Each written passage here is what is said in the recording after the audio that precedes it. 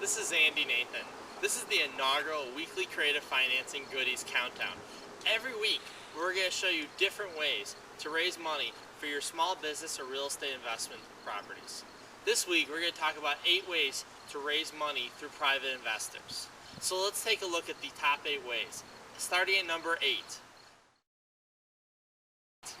Persistence.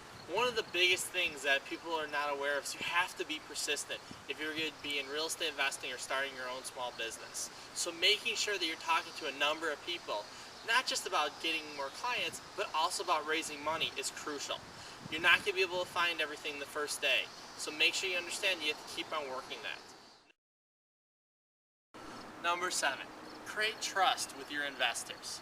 One of the biggest things that you could do in order to create trust is build a relationship with them.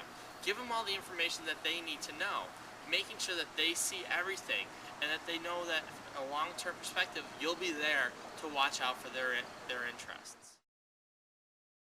Number 6, talk to your sellers. One of the greatest sources of investors for you, especially as a real estate investor, will be your sellers. Your sellers, especially the ones who provide you seller financing, will probably have money stored away, whether it be in a 401k, an IRA, a savings account, or a brokerage account.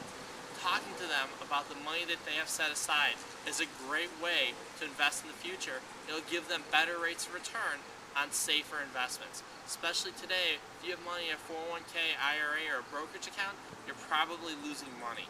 So being able to put it in real estate is a good way to move that money into a safe investment. Also, in addition to that, you also can provide higher rates of return at the same time. Number 5, be legal.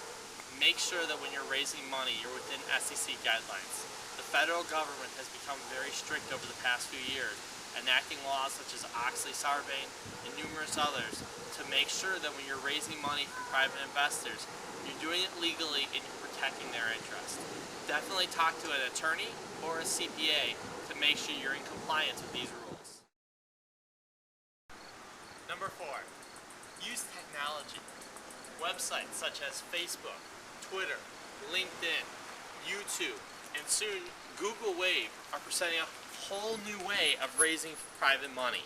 What's happening is that you're able to use the web to build up your social network. It's a tremendous new advantage that's happening in today's marketplace. So what I'd say is go online, check out new investors. You'll broaden your scale.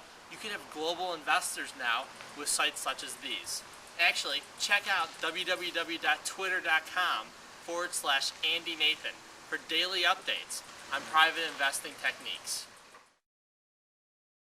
Number 3, now that you're actually using sites such as Facebook, Twitter, and other sites, make sure you talk to as many people as possible.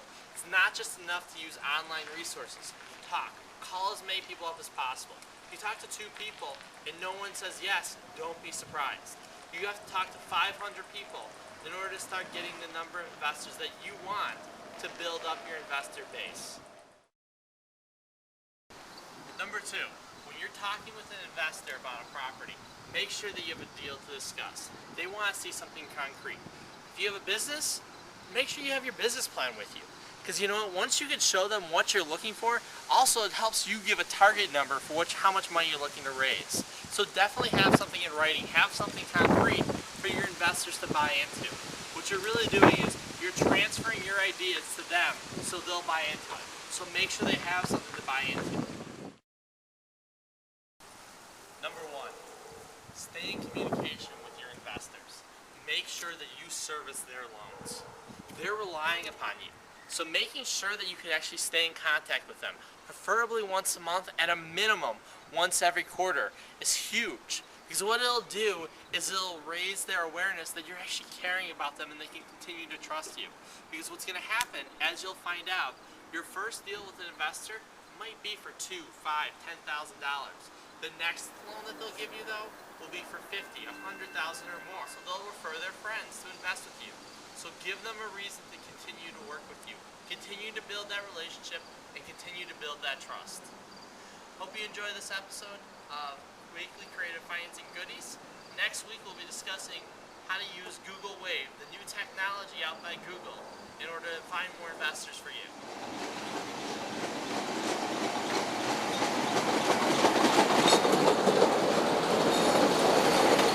Thank you very much for joining us this week. Check us out at www.checkoutthegoodies for more information. We look forward to seeing you next week.